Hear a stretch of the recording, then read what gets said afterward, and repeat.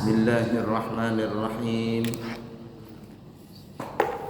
Assalamualaikum warahmatullahi wabarakatuh.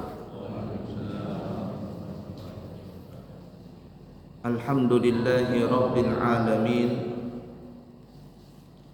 Allahumma fasalli wa sallim ala sayyidina wa nabiyyina wa maulana Muhammadin wa ala alihi wa ashabihi wa azwajihi wa dhurriyyatihi wa man tabi'ahum bi ihsanin ila yaumiddin, amma ba'du.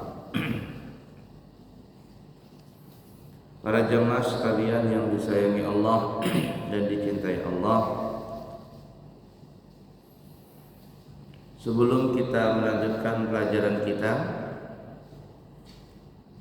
ada sedikit informasi bahwa insyaallah kami keluarga besar Pondok Pesantren Al-Islami Nurul Anwar, Amburawang Darat, Kutai Kartanegara, Kalimantan Timur, insyaallah akan mengadakan syukuran wisuda kelulusan anak-anak santri kami yang akan dilaksanakan pada hari Ahad tanggal 2 Juni 2024, minggu depan, bukan besok tapi minggu depan.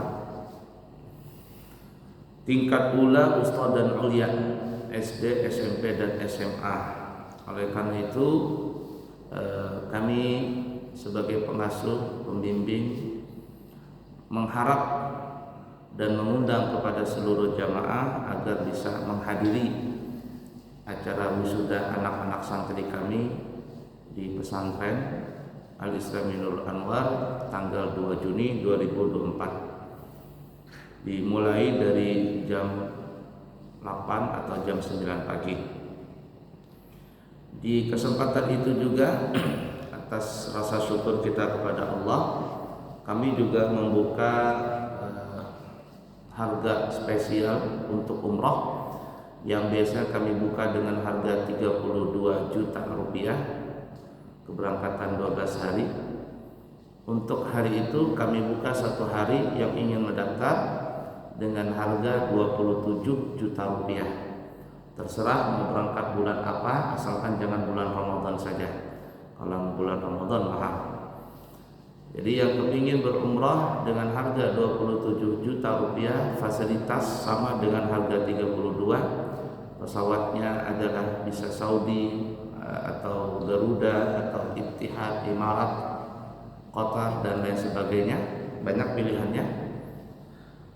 Hotel di Madinah adalah Andalus, Royal Andalus Suite. Jadi kalau kita turun dari hotel sudah masuk di pelataran Masjid Nabawi. Kalau di Mekah kurang lebih ada 200 meter. Burus Fuad namanya, di belakang Hotel Hamedian. Kami buka di hari itu dengan harga 27 juta rupiah. 27 juta rupiah untuk satu hari. Syaratnya hadir dan mendaftar. Kalau DP-nya bisa terserah, mau 500 ribu, 300 ribu terserah.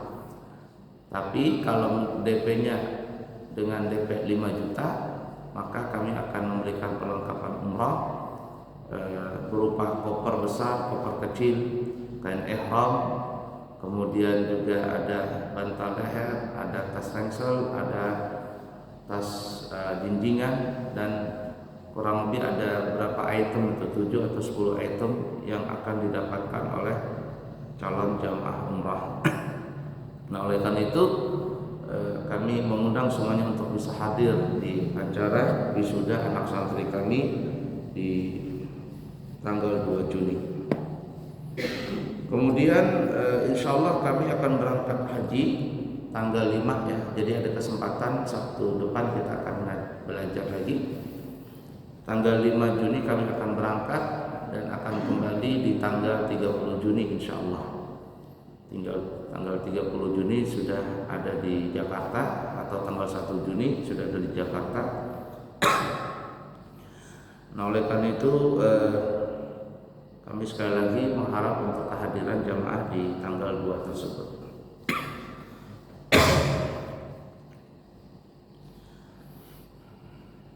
Baik, kita lanjutkan pelajaran kita. Pada pertemuan yang lalu kita sudah membahas atau masuk di dalam pembahasan bab nikah, dan kita juga sudah membahas tentang ta'rif atau definisi yang dimaksud dengan pernikahan. Jadi kalau kita definisikan, nikah itu adalah akad yang menghalalkan pergaulan dan membatasi hak dan kewajiban serta tolong menolong antara seorang laki-laki dan seorang perempuan yang dulunya bukan mahram lalu dijadikan dalam satu ikatan nikah. Nah, kita sudah panjang lebar kemarin membahas tentang ta'rif, definisi masalah nikah. Bismillahirrahmanirrahim.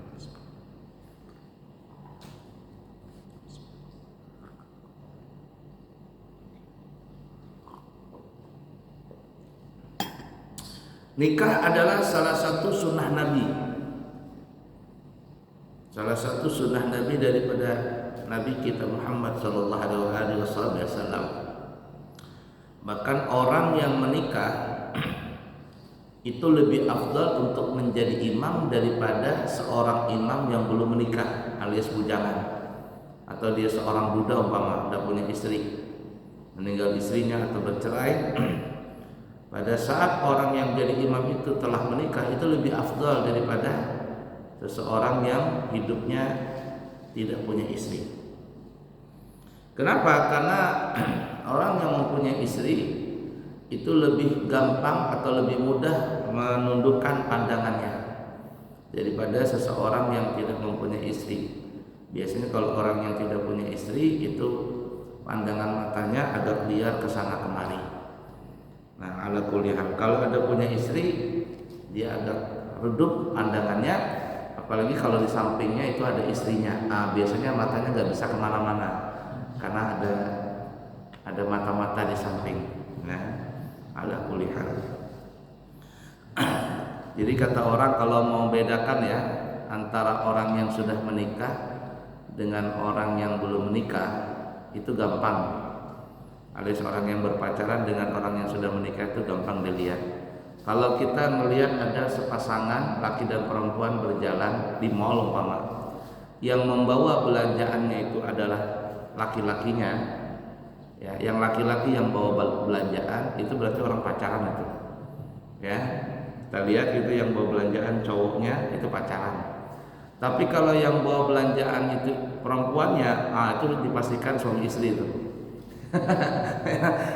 Yang mau belanjaan perempuannya itu adalah suami istri. Tapi kalau yang bawa belanjaan itu laki-lakinya, itu orang pacaran. Sama juga orang makan di warung atau di restoran, kalau yang bayar itu laki-lakinya, itu orang pacaran itu. Ya, yang bayar laki-lakinya itu biasanya orang pacaran. Tapi kalau yang bayar itu istrinya, itu berarti suami istri itu. Kenapa? Karena menteri ekonominya itu sudah berpindah tangan di tangan istrinya. Jadi mau belanja minta sama istri, "Mak, bayar, Mak." Sampai yang merasakan seperti itu. Hampir rata-rata ya orang menikah itu biasanya kalau makan belanja istrinya yang suruh bayar. Ala kulli hal. Nah, jadi seperti itu ya orang menikah. Ala kulli hal. Kemudian dalil-dalil tentang pernikahan. Dalil-dalil tentang pernikahan kalau yang secara kasat mata artinya yang jelas adalah seluruh nabi menikah, kecuali cuma satu nabi yang tidak menikah, yaitu Nabi Allah Isa alaihi salatu wassalam. Ketika beliau diangkat ke langit itu masih dalam keadaan membujang, sampai sekarang membujang. Namun para ulama mengatakan bahwa nanti ketika Nabi Allah Isa alaihi salatu wassalam turun di Syria, Menara Abyad ya, menara putih itu diperkirakan di daerah Syria, Damaskus. Ketika Dajjal nanti sudah keluar, Imam Mahdi juga sudah dilantik, Nabi Isa pun turun dari langit di menara putih. Nah, di situ nanti Nabi Isa dengan Imam Mahdi dan pasukan kaum muslimin akan bergabung untuk melawan Dajjal dan pasukan Dajjal. Sampai nanti akhirnya Dajjal itu pun dibunuh oleh Nabi Isa di Babulut ya, itu di daerah dekat Israel ya, di Israel situ. Sampai sekarang tuh masih ada ya perbatasannya tuh, kayak bentuk pos begitu. Itu namanya Babulut. Disitulah diyakini Dajjal akan dibunuh oleh Nabi Isa. Dajjal nggak lama tinggal di dunia ini. Ketika dia keluar dari sarangnya itu nggak lama, tapi dia ini sudah lama hidup ya, mulai zaman Nabi Musa itu sudah ada Dajjal ini. Dajjal ini dikatakan adalah anak hasil dari perzinahan. Nah, dia sakti karena diberikan istidrak oleh Allah Subhanahu wa taala. Panjang lebar lah ceritanya ya, dan simpang siur. Tetapi intinya salah satu tanda dekatnya hari kiamat kemunculan Dajjal itu. Dajjal nggak lama tinggal di dunia ini, dari keluar dari sarangnya itu diperkirakan cuma 40 hari. 40 hari saja. Cuman hari pertama satu hari sama dengan setahun. Satu hari kedua sama dengan sebulan. Satu hari ketiga sama dengan 7 hari, dan hari yang keempat sampai terakhir itu normal seperti biasa. Dan diperkirakan kata ulama kalau dia keluar dari sarangnya sampai nanti dibunuh oleh Nabi Isa, itu perkiraan adalah 434 hari. 434 hari, karena setahun 360 ditambah 30 hari tambah berapa namanya? Tambah 1 minggu 7 hari ditambah 36 hari ya. Gitu ya. Ya pokoknya intinya kurang lebih 434 hari. Nabi Isa kemudian membunuh Dajjal itu di Babulut. Seluruh dunia dikelilingi oleh Dajjal. Apakah dengan hisya, yakni secara kasat mata, secara zahir Dajjal mengunjungi seluruh dunia? Cuman dalam riwayat itu dikatakan tidaklah rumah seseorang kecuali Dajjal akan memasukinya. Kalau dulu kita mungkin agak bingung bagaimana mungkin Dajjal akan memasuki rumah setiap orang. Tapi untuk zaman sekarang tidak heran. Karena sudah ada TV, bahkan bukan hanya masuk ke dalam rumah, masuk ke dalam kamar, bahkan bukan hanya masuk ke dalam kamar, dalam WC pun ada TV-nya, terkadang ada HP. Nah, sambil buang hajat sambil main HP. Nah, bisa saja Dajjal itu masuk lewat seperti itu, dia mengajarkan ajarannya, mendoktrin orang-orang supaya mengikuti dia sebagai dia datang mengaku seperti orang soleh pertama. Ya, berikutnya kemudian banyak pengikutnya, dia mengaku menjadi nabi. Makin banyak akhirnya dia mengaku akhirnya jadi Tuhan. Ya, bisa saja pengikutnya banyak karena dipengaruhi doktrin yang kuat oleh Dajjal tadi. Nabi tidak takut dengan Dajjalnya, tapi yang Nabi khawatirkan adalah fitnahnya. Dajjalnya belum muncul, tapi fitnahnya sudah ada di mana-mana. Fitnahnya sudah ada di mana-mana. Nah, dikatakan ketika Dajjal nanti sudah mati dibunuh oleh Nabi Isa di Babulut, setelah itu damailah seluruh dunia ini selama 40 tahun. Tidak ada kerusakan di muka bumi ini, yang tidak ada maksiat. Seluruh dunia orang Islam kemudian damai tentram semuanya. Nah, disitulah kata ulama Nabi Isa akan melakukan pernikahan di masa-masa itu.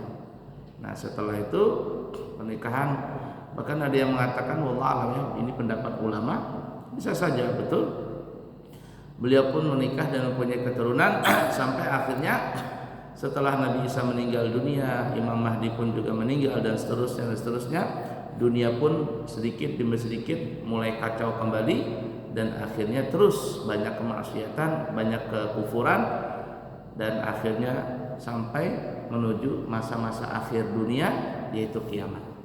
Jadi kalau kiamat yang hakiki itu masih lama ya. Alias sempat kita meninggal dunia ini. Ya, sempat kita meninggal dunia, dan kata ulama setiap orang Islam yang beriman, yang dalam hatinya ada keimanan, itu nggak pernah akan melihat yang namanya kiamat yang asli, kiamat yang betul-betul kiamat, tidak pernah akan. Karena nanti sebelum terjadi kiamat, seluruh kaum muslimin itu akan meninggal dunia secara serentak. Tandanya adalah apabila ada angin yang sangat lembut bertiup dari arah barat sampai ke timur dunia, dia akan masuk di bawah ketiak-ketiak orang beriman. Setiap ada dalam hatinya orang beriman, maka saat itu meninggal serempak. Setelah kaum muslimin seluruh dunia tidak ada lagi yang hidup, tidak ada lagi yang mengucap Allah, Allah, Allah, maka saat itulah terjadi kiamat. Karena tidak pernah akan terjadi kiamat selama di dunia ini masih ada orang yang menyebut Allah. Ala kulli hal ya. Baik, kita kembali. Jadi pernikahan ini adalah sunnah daripada sunnah Nabi, dan seluruh nabi pun juga menikah. Tidak ada nabi seorang pun yang tidak menikah kecuali Nabi Isa. Tapi beliau nanti pun juga akan menikah setelah beliau kembali atau turun ke muka bumi ini. Jadi kalau ada orang yang tidak menikah, maka dia telah keluar daripada sunnah Nabi. Ya, makanya disebutkan an-nikahu sunnati, faman raghiba an sunnati falaysa minni. Nikah itu adalah sunnahku. Kalau ada orang tidak mau menikah, maka dia bukan umatku. Bukan golonganku, kata Nabi. Jadi kalau ada orang hidup membujang tidak mau menikah, maka orang itu bukan daripada umat Nabi Muhammad sallallahu alaihi wasallam. Baik, hadis-hadis atau ayat Al-Qur'an, dalil-dalil yang berkaitan tentang dianjurkannya kita untuk menikah itu sangat banyak sekali. Ya, hadis yang masyhur yang sering dibacakan oleh para khatib-khatib nikah ya, para penceramah-penceramah pada saat pernikahan itu hadisnya adalah ada Bukhari, Muslim dan seterusnya, banyak sekali yang meriwayatkan. Kata Nabi, ya ma'syaras sabab, ya ma'syaras syabab, man istata'a minkum al-ba'ata falyatazawwaj fa innahu aghaddu lil basari wa ahsanu lil farji wa man lam yastati' fa alayhi bis-sawmi fa innahu lahu wijaun. Hai para pemuda-pemuda, ya, syabab, karena biasanya yang rajin, yang kuat, yang semangat untuk menikah itu adalah para pemuda. Ya, semangat sekali ya. Hai para pemuda-pemuda, siapa di antara kalian yang sudah mempunyai keinginan kuat untuk menikah? Ya, sudah mampu serta mempunyai keinginan untuk menikah, mampu di dalam finansial dan sebagainya ya. Lalu punya keinginan kuat untuk menikah, falyatazawwaj, maka hendaklah dia menikah. Ya, biaya hidup sudah bisa, adanya dia sudah punya pekerjaan, kemudian dia masih muda, keinginan untuk menikah itu ada. Karena biasanya kalau anak muda itu kan ya, kita pun sebenarnya pernah muda ya, itu luar biasa semangatnya. Makanya ada orang pas setelah menikah ditanya sama abahnya, gimana Ika merasa menikah? Oh, nyaman bahai. Kalau aku tahu bahai, kalau tahu menikah itu nyaman, dahulu daripada abah ulun menikah jadinya. Artinya kalau ulun tahu menikah itu nyaman, ulun hanya berdahulu daripada pian menikah. Artinya saking senangnya tuh orang menikah tadi ya. Jar hubungannya orang kawin itu, orang menikah itu nikmatnya itu cuma 5%.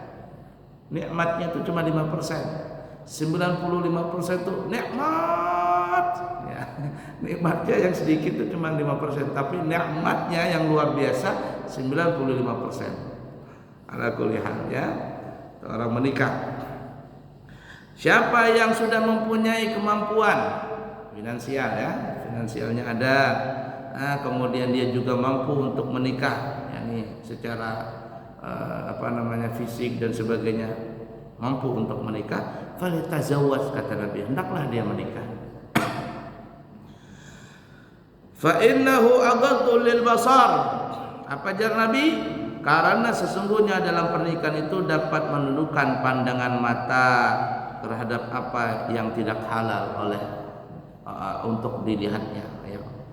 Itu yang kita katakan tadi di awal. Seorang imam yang sudah menikah itu lebih afdal daripada seorang imam yang masih membujang. Kenapa? Biasanya orang yang sudah menikah itu pandangannya lebih redup daripada orang yang belum menikah. Kalau orang belum menikah itu pandangannya agak liar kemana-mana begitu ya. Nah, kalau sudah menikah biasanya agak redup. Ya. Artinya kalau seandainya agak liar pandangannya kembali ke istrinya, dia akan bahasa kita nih. Nah, ketika dia melihat sesuatu yang bisa menimbulkan syahwatnya dia akan menyalurkan kebutuhan itu kepada istrinya. Nah, setelah itu maka reduplah pandangannya. Makanya kata Nabi di dalam riwayat yang lain, kalau kalian melihat seseorang perempuan begitu, ya, maka pulanglah, kata Nabi, temuilah istrinya, karena apa yang ada di perempuan itu ada juga di istrimu. Bahasa kitanya nih ya. Ini kalau kita laki-laki tiba-tiba melihat begitu perempuan ya, maka pulanglah, kata Nabi. Ketemuilah istrimu, bahasa kitanya nih ya. Temuilah istrimu karena apa yang ada di perempuan itu ada juga di istrimu. Artinya sama aja, dalamnya sama aja istri ya. Ala kulli hal seperti itu.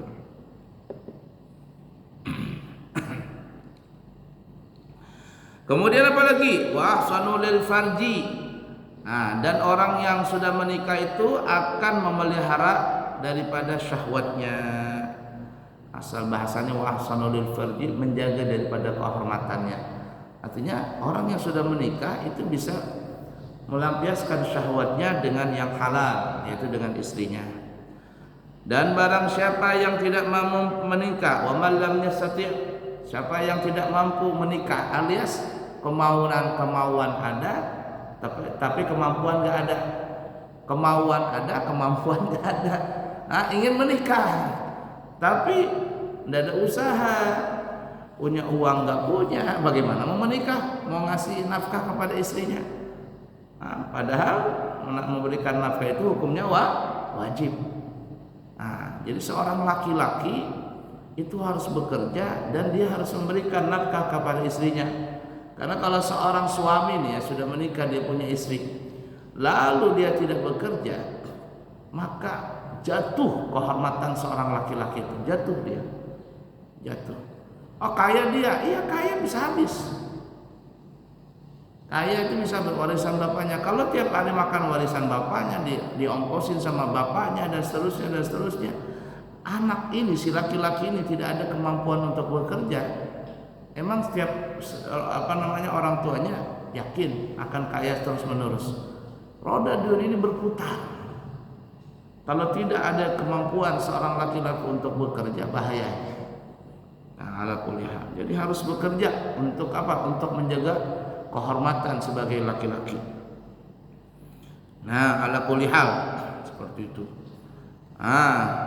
Jadi kalau ada orang punya keinginan tapi tidak punya kemampuan, atau punya kemampuan tapi tidak punya keinginan, sebaliknya, duit ada, semuanya ada, tapi dia tidak ada keinginan untuk menikah, bisa saja ada orang tidak ada punya keinginan untuk menikah, iya bisa.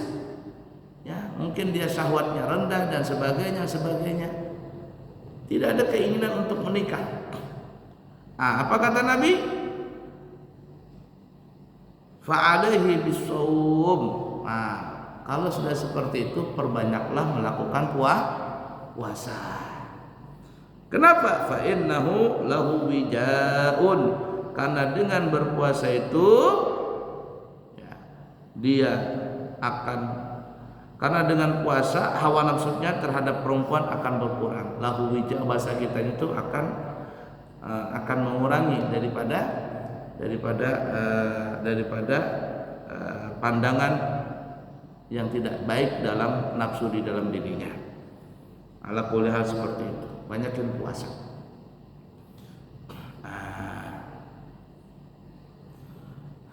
Ada orang laki-laki dia meninggal istrinya, dia tidak lagi mau menikah. Kenapa tidak menikah? Tidak ada keinginan katanya. Ada itu, tidak ada keinginan. Mungkin dia ada kemampuan, ada, dia banyak duit dan sebagainya, tapi keinginan nggak ada.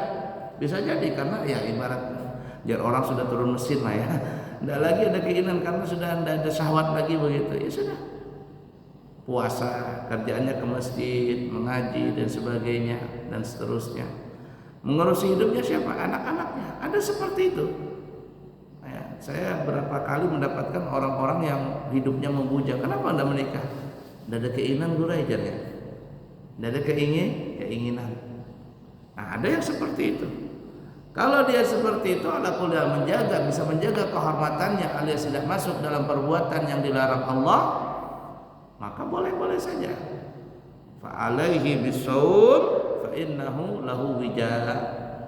Maka perbanyaklah puasa karena itu akan mengurangi daripada pandangan yang tidak baik. Kemudian dalam riwayat Siti Aisyah, ya, dalam hadis riwayat Imam Abu Dawud bersumber daripada Siti Aisyah, Nabi kita Muhammad sallallahu alaihi wasallam bersabda, "Jar Nabi tazawwajun nisaa fa innahu ya'tinakum bil mal fa innahunna ya'tinakum bil mal." Hadis riwayat Imam Hakim dan Abu Dawud. Apa jar Nabi? Menikahlah olehmu, nikahilah perempuan. An-nisa, nikahilah perempuan. Ya.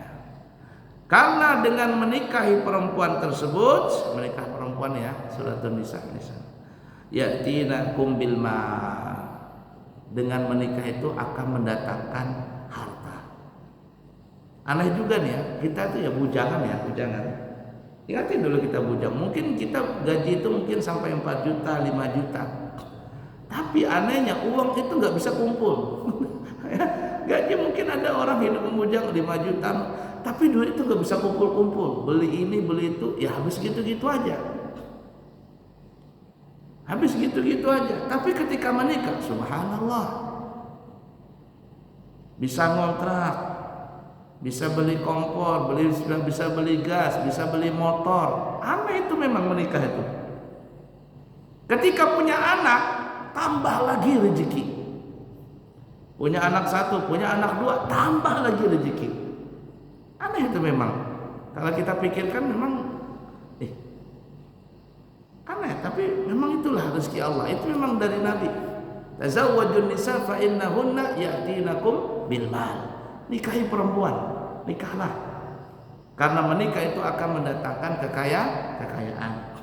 Tapi bagaimana ada orang menikah enggak kaya-kaya? Artinya begitu juga belangsak hidupnya. Makin kalau menikah bukan tambah banyak duit, tambah belangsak, banyak hutang sana sini dan sebagainya. Jangan salahkan nikahnya. Tapi lihat niatnya dalam pernikahan itu. Niatnya terkadang salah. Kalau ada orang menikah karena Allah Ta'ala, untuk apa lagi? Untuk mengikuti sunnah Nabi. Untuk apa lagi? Untuk mempunyai keturunan supaya menjadi syafaat keturunan tadi buat di akhirat. Pokoknya untuk Allah Ta'ala lah yang berkaitan dengan kebaikan. Lihati saja. Maka orang tersebut di dalam pernikahannya rezekinya akan bertambah. Lihati saja. Luar biasa itu nikah tadi. Tapi kalau ada orang menikah bukan tambah makmur, tambah hancur, dia niatnya salah. Bisa saja dia menikah itu bukan karena Allah Ta'ala, tapi karena apa ya? Karena gengsi-gengsian. Apalagi karena mungkin dulu kecolongan. Bahasa Banjar itu GBHN, gawi berdahulu hanyar nikah. Banyak begitu tuh. Gawi berdahulu hanyar nikah. Yang parah nang menggawi lain, nang menikahi lain. Banyak itu. Hamil biniannya, lakiannya kada bertanggung jawab untuk menutupi aib orang lain menikahinya. La ilaha illallah. Apa yang begini? Lihati saja. Niat-niat yang salah di dalam pernikahan itu akan mengurangi, bahkan tidak ada keberkahan dalam hidupnya. Nah, jadi begitu. Nah, apalagi dalam pernikahan itu untuk menambah berkah, suami istri ini dekatkan diri kepada Allah Ta'ala. Salat jangan ditinggalkan, mencari rezeki yang halal, terus berusaha. Pasti kaya, nggak mungkin nggak kaya, pasti kaya. La ilaha illallah Muhammad Rasulullah sallallahu alaihi wasallam. Jadi ada dulu ya cerita di zaman Nabi, ada seorang laki-laki datang kepada Nabi, belangsak hidupnya, ya kacau balau, kada ada yang ngurusi. Ya Nabi, saya hidup begini nih, kacau nih. Kata Nabi, tazawwaj, nikah kamu. Menikah dia. Setelah menikah datang kepada Nabi, ya Rasulullah, nggak ada perubahan. Tetap aja miskin, menikahnya tetap aja miskin. Ya, Zaman dulu kan kalau nikah itu kan tidak terlalu repot gitu. Nah, zaman sekarang ini kan sebenarnya nikah itu gampang saja. Yang susah itu gengsinya tuh loh dalam pernikahan. Nikah mah mudah, nikah cuma berapa? 350 atau 600 sekarang. Nah, yang susah itu gengsinya dalam pernikahan. Lamaran lah, jujuran lah, itu yang mahal berjuta-juta, puluhan juta, apalagi mengundang artis. Setelah menikah, setelah resepsi selesai, bingung. Kenapa bingung? Bayar hutangnya susah. Hutang sana, hutang sini untuk melangsungkan resepsi itu. Itu yang bikin ribet dalam pernikahan. Ya, ala kuliah. Nah, jadi banyak gengsinya. Kita ini terlalu banyak tinggi gengsi itu nah. Nah, coba lihat kalau orang resepsi itu baju seragamnya aja sudah puluhan juta ya. Yang menjaga tamu beda, yang pramusaji beda, dayang-dayangnya beda. Nah, itu puluhan juta habis, bahkan ratusan juta. Nah, ala kuliah. Jadi datang sahabat ini, kata Nabi nikah. Setelah menikah datang lagi, ya Rasul, nggak berubah-berubah hidupku. Malahan bini nyarik-nyarik, apa menikah tapi nggak ada gawian begini. Kata Nabi, tazawwaj, nikah lagi, cari bini lagi. Hah? Nikah lagi ya Rasul? Iya, kawin lagi. Ya sudah, Nabi nyuruh nikah lagi, dia cari yang bisa dinikahi, nikah lagi.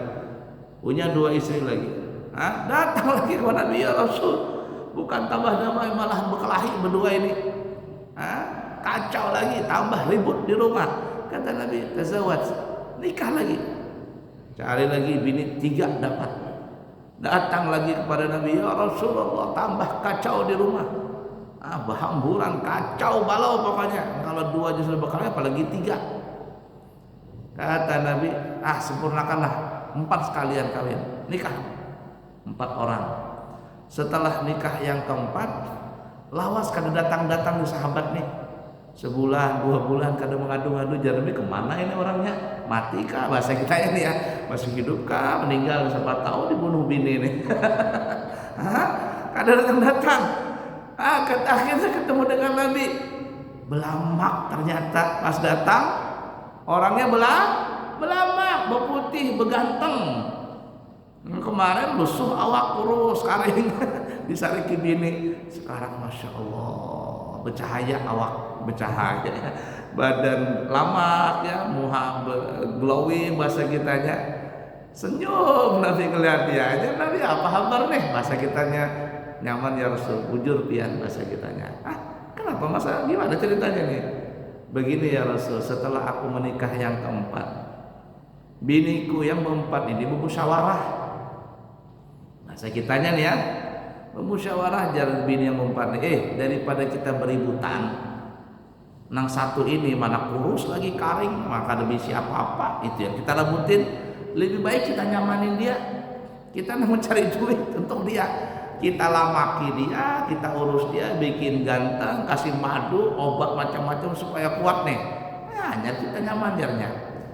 Apa aja dia kata Nabi, nah itu. Ala kulihal ya.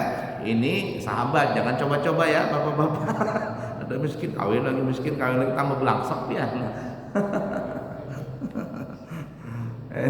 Ini salah satu luar biasa sih, Nabi memberikan cara seperti itu. Nah, ini khusus, ini jalur khusus ya. Jangan umpat-umpatan. Kalau kita jalur ekonomi, jangan masuk ke bisnis ya. Mampunya di ekonomi aja. Ala kulihat, tapi memang begitu ya. Memang begitu. Kalau memang bujur niatnya karena Allah Ta'ala dalam pernikahan, nggak ada yang nggak ada yang kacau. Ini mohon maaf ya, ini bukan ngelajarin. Kalau ada ibu-ibu mohon maaf Bu ya.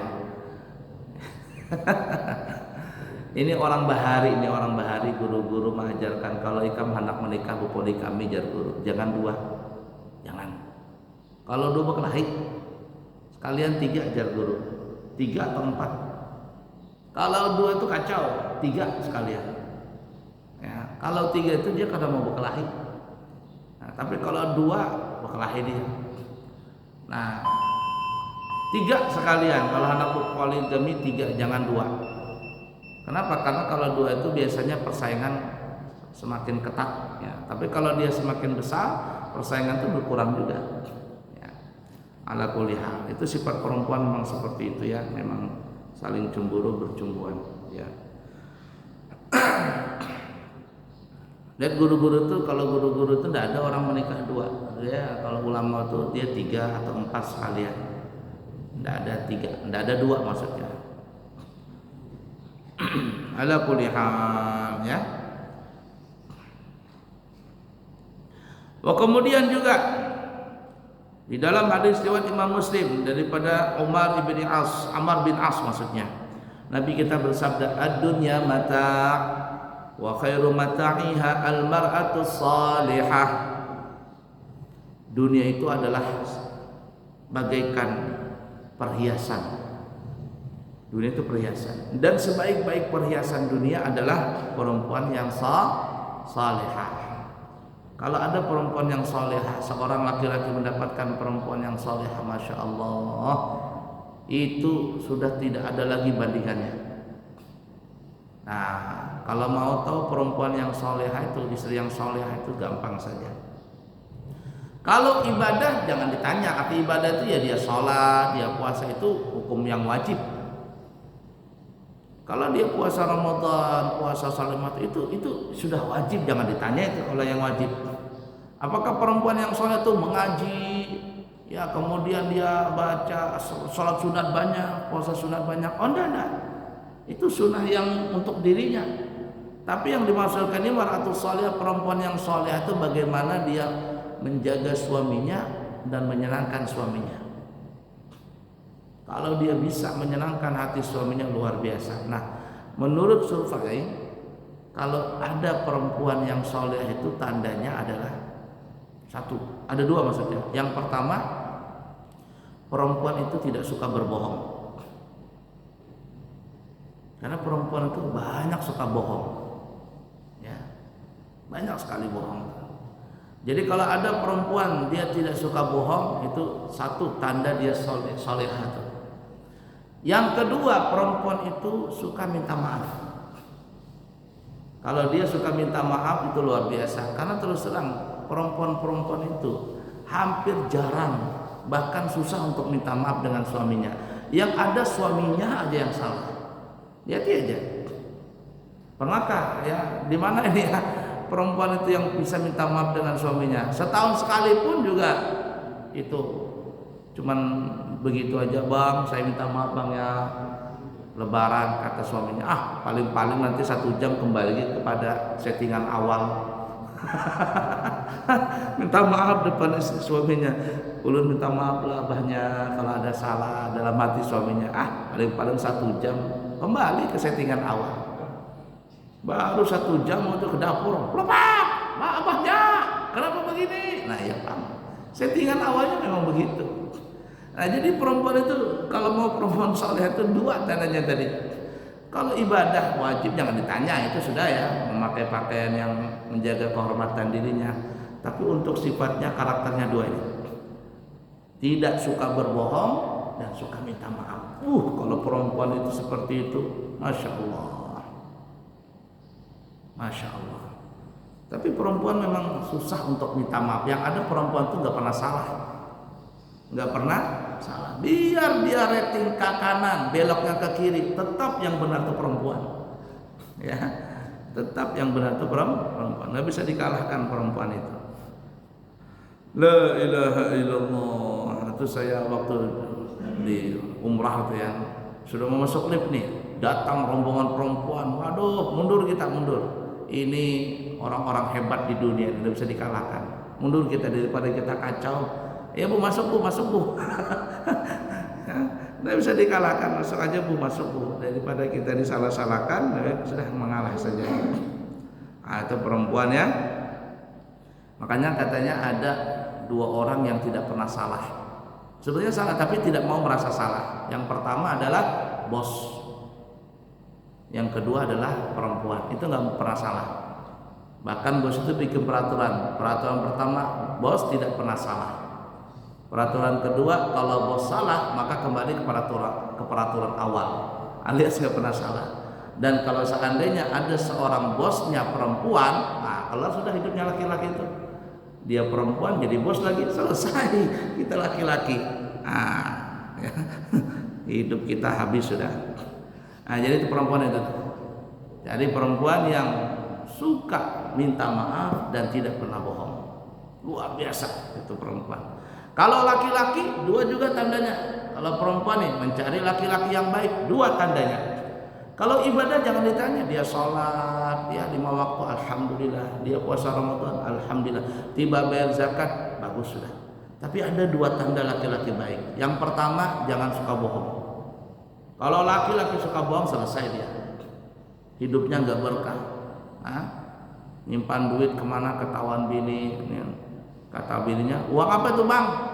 Aku dapatkan di bawah bantal. Kata suaminya, duit uang sial. Kenapa uang sial? Sudah kutaruh dalam bantal, ketahuan juga katanya. Duit sial. Ketahuan loh bini. Suka bohong. Lawan bini pelit-pelitan. Tapi kalau lawan ngongkosin perempuan orang lain, royal banget. Ini bahaya nih. Bohong sama istri, nggak boleh. Yang kedua, tanggung jawab. Laki-laki itu jangan dipegang omongannya, artinya jangan dilihat ya dia gombalannya. Tanggung jawabnya. Tanggung jawabnya. Kalau dia bertanggung jawab dengan istrinya, royal dengan istrinya, belikan ini, belikan itu. Kebutuhan di rumah tangga terpenuhi, kebutuhan anak-anaknya terpenuhi. Walaupun laki-laki itu tidak pandai merayu, walaupun suami itu tidak pandai merayu, malahan terus terang ya, laki-laki kalau sudah pandai merayu-rayu, kalau dia suka merayu, istri orang dirayu juga. Jadi kalau dia suka merayu-rayu, menggombal-gombal, itu pacangan di luar juga merayu-rayu gitu. Merayu bini orang, merayu binian. Jadi kalau ada nih seorang istri punya suami nggak pintar merayu, suami saya itu nggak hormat itu ya, enggak suka humor gitu loh, enggak bisa guyon, enggak apa-apa, yang penting dia tanggung jawab. Itu karena laki-laki terkadang nggak bisa humor, nggak bisa melucu. Ada kadang perempuan tuh, saya kepingin cari suami yang humoris, yang lucu, kata saya sekalian cari pelawak gitu. Nanti lucu-lucu, ketawa-ketawa. Memang perempuan ada seperti itu, tapi dalam kehidupan nanti baru dia tahu, sadar. Ternyata laki-laki yang suka merayu-rayu itu bahaya, di luar juga merayu dia. Saya pastikan itu. Saya bisa pastikan itu. Jadi hati-hati perempuan. Nah, jadi kalau seorang perempuan ingin mencari laki-laki yang baik, dua tandanya saja. Kalau yang kewajiban sholat ibadah jangan ditanya sudah. Tapi untuk karakternya dua. Satu, jangan berbohong. Yang kedua adalah apa tadi? Tanggung jawab. Selesai sudah deh. Bahagia itu insya Allah. Kalau laki-laki ingin mencari perempuan yang soleh, dua juga tandanya. Satu, jangan suka berbohong. Yang kedua, kalau dia suka minta maaf, minta ampun, luar biasa perempuan itu. Terakhir ada sedikit cerita. Suatu ketika Sayyidina Ali dengan Siti Fatimah radhiyallahu taala anhuma bersanda gurau. Namanya suami istri kan ya, sanda gurau itu. Nah kemudian mungkin apalah terjadi sampai akhirnya Sayyidina Ali ini ada sedikit nggak suka dengan Siti Fatimah. Akhirnya Siti Fatimah itu pun melihat Sayyidina Ali ada sesuatu yang tidak suka. Siti Fatimah bersimpuh di hadapan Sayyidina Ali sampai subuh meminta maaf, ya Allah Siti Fatimah radhiyallahu taala. Simpuh begitu. Sayyidina Ali belum terbuka hatinya. Padahal bukan nggak cinta luar biasa Sayyidina Ali. Cuman mungkin ada begitu, gimana begitu. Siti Fatimah tersimpuh minta maaf di depan Sayyidina Ali. Padahal Siti Fatimah adalah darah daging Rasulullah. Orang yang paling dicintai oleh Nabi di dunia ini adalah Siti Fatimah. Sampai Nabi mengatakan siapa yang menyakiti Fatimah, dia sama menyakiti aku. Saking cintanya Rasul dengan Siti Fatimah. Tapi ketika pagi hari Rasul lewat, begitu melihat ya melihat Sayyidina Fatimah, Siti Fatimah bersimpuh di depan Sayyidina Ali, kata Rasul, ada apa ini? Lalu Siti Fatimah bilang, ya Rasulullah, abah bahasa katanya ulun tadi malam bergaya-gaya lah bahasa kita lawan Sayyidina Ali. Tapi entah apa gitu Sayyidina Ali merasa tidak enak denganku. Aku pun bersimpuh di hadapannya sampai pagi begini. Kata Rasulullah, wahai Fatimah, bahasa kitanya nih ya, kalau seandainya engkau meninggal, bahasa kitanya nih ya, dan Ali tidak memaafkanmu, maka Abah tidak bisa membantu kamu di akhirat. Tapi bukan Sayyidina Ali benci, sedikit pun tidak pernah benci Sayyidina Ali kepada Siti Fatimah. Cintanya luar biasa. Bahkan diabadikan cinta mereka tuh dijadikan menjadikan pandangan bagi orang lain untuk menikah seperti Siti Fatimah dan Sayyidina Ali. Sayyidina Ali tidak pernah memadukan Siti Fatimah selama beliau beristri dengan Siti Fatimah, tapi setelah meninggal baru beliau bermadu. Saking cintanya Sayyidina Ali dengan Siti Fatimah. Begitulah Siti Fatimah di hadapan Sayyidina Ali bersimpuh untuk meminta maaf kepada Sayyidina Ali. Padahal mungkin masalah sepele. Kalau ada perempuan seperti itu luar biasa. Yang ada nggak ada perempuan minta maaf. Yang ada suaminya yang salah terus. Walaupun istri salah, tetap yang salah adalah suaminya. Ya, ala kulli hal seperti itu. Settingan perempuan memang seperti itu ya. Settingan perempuan seperti itu. Bahkan Siti Aisyah itu pernah ya. Siti Aisyah ini pernah ribut dengan Rasulullah. Biasa rumah tangga itu. Marah Siti Aisyah, bla bla bla bla bla bla bla, kata Rasulullah, wahai Aisyah. Rasulullah juga cinta dengan Aisyah. Wahai Aisyah, begini saja nah. Kamu cari hakam, cari penengah. Kira-kira siapa yang engkau bisa menjadi jadi hakim nih? Siapa yang salah, aku kah atau engkau, kata Nabi. Kata Siti Aisyah, oke.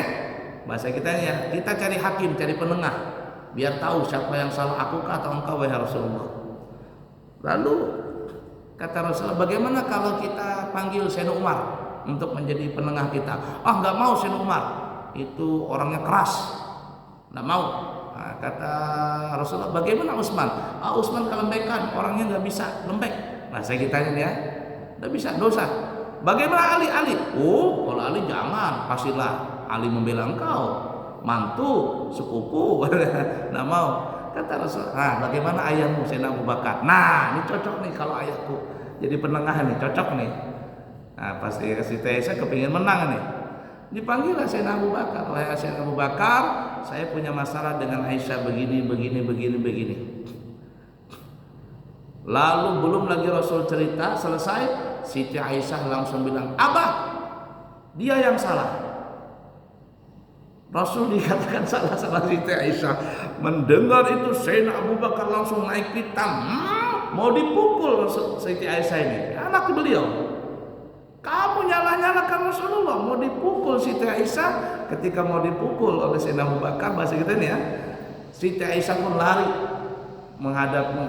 ke depan Rasul, lalu berlindung di belakang Rasulullah. Di belakang nih, belakang punggung, berpeluk sama Rasulullah.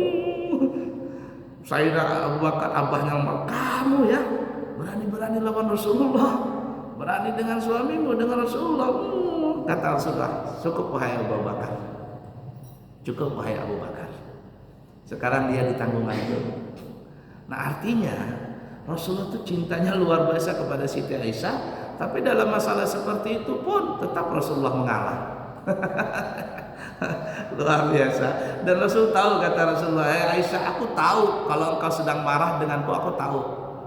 Gimana Rasulullah, kata Siti Aisyah, kalau engkau lagi marah denganku atau lagi suka denganku, ada tandanya. Kalau engkau lagi suka denganku, maka engkau berkata, bi Rabbi Muhammad, aku bersumpah dengan Tuhannya Nabi Muhammad, yaitu Allah. Tapi kalau engkau lagi kesel denganku, kata Rasulullah, engkau berkata bi Rabbi Ibrahim, aku bersumpah dengan Tuhannya Nabi Ibrahim. Tapi apakah Rasul marah? Nah, itulah perempuan tadi, sifat perempuan seperti itu, susah ditebak. Apalagi kalau dia haid, wah sudah itu. Jadi kalau istri kita lagi haid begitu, ngomel-ngomel, langsung aja bilang, lagi lampu merah kah gitu. Diam dia gitu ya. Kesel kalau lagi haid kah gitu. Sudah diam dia. Ala kulli hal, itu perempuan ya. Tapi kalau ada perempuan yang tadi dua tanda tadi, tidak suka berbohong dan suka minta maaf dengan suaminya, la ilaha illallah, itu luar biasa perempuan tadi. Luar biasa perempuan tadi. Ala kulli hal, mungkin seperti itu ya. Yang kita bisa sampaikan untuk sementara. Insyaallah kita sambung lagi terus menghabiskan di dalam bab pernikahan ini. Semoga ada manfaatnya, yang baik dari Allah, yang buruk dari pribadi. Jangan lupa untuk hadir di acara wisuda santri kami tanggal 2 Juni 2024 hari Ahad, dimulai dari jam 8 pagi. Subhanakallahumma wa bihamdika asyhadu an la ilaha illa anta astaghfiruka wa atubu ilaihi wa akhiru kalam. Wassalamualaikum warahmatullahi wabarakatuh.